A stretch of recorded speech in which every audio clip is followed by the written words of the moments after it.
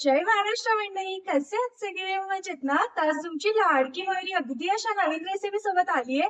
तर आज मी तुम्हाला ना मस्त अशी झणझणीत आणि चटपटीत मिरचीची रेसिपी दाखवणार आहे.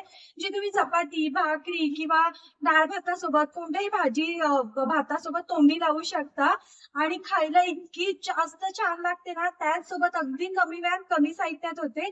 तर चला पटकन रेसिपीला सुरुवात करूया.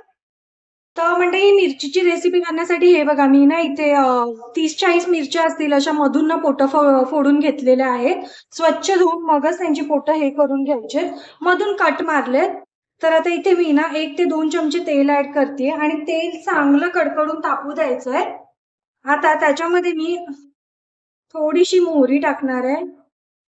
अर्धा चमचा मोहरी टाकायची आहे, चांगली तडतडू द्यायची आहे आणि मग त्याच्यात अर्धा चमचा जिरा ऍड करायचा आहे आपल्याला. अगदी थोडासा हिंग ऍड करते मी आणि त्यानंतर आपण ज्या मिरच्या घेतलेल्या ना कट मारून त्या ह्याच्यामध्ये टाकायचे आणि व्यवस्थित मिक्स करून घ्यायचे. आणि आता गॅस आपल्याला बारीक करायचा आहे कारण हाय फ्लेमवर मिरच्या ना उडतात चेहऱ्यावर. आणि इथे मी मसाले काय काय घेतले ते तुम्हाला दाखवते. ते इथे चवीनुसार मीठ घ्यायचंय, अर्धा चमचा हळद, हा गरम मसाला आहे अर्धा चमचा, त्याचसोबत 1 चमचा मी काश्मीरी मिरची पावडर घेतलीये जी कलरला सुद्धा आहे आणि तिखट सुद्धा आहे. चाट मसाला 1 चमचा आणि अर्धा चमचा धने पावडर, अर्धा चमचा जिरा पावडर. आता ती ह्याच्यामध्ये ऍड करायची आपल्याला. परत व्यवस्थित मिक्स करायचंय. इथे गॅस बारीकच ठेवायचा आहे कारण पटकन मिरच्या करपल्या जातात आणि शक्यतो नॉनस्टिक पॅनच घ्या जेणेकरून ना मसाले चिकटत नाहीत खाली. आणि आता ह्याच्यामध्ये अर्ध्या लिंबाचा रस मी ऍड करतेय.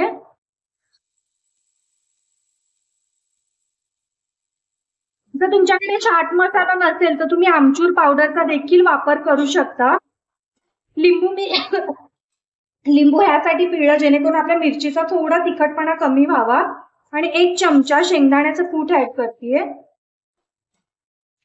हे खूप छान लागतं माहितीये तुम्हाला, चपाती सोबत, भाकरी सोबत किंवा प्रवासामध्ये भाज्या बऱ्याचदा खराब होतात तर तेव्हा हे तुम्ही चपाती सोबत खायला नेऊ शकता. हे बघा.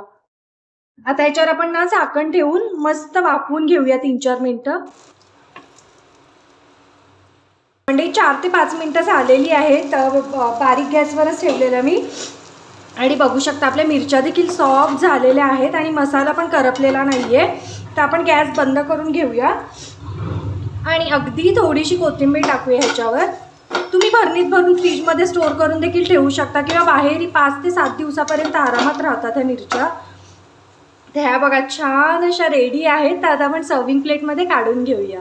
मंडळी हे बघा अगदी कमी वेळात आणि कमी साहित्यात तयार होणाऱ्या आपल्या मिरची रेडी आहेत, ज्या की चवीला छान अशा झणझणीत आणि चटपटीत लागतात.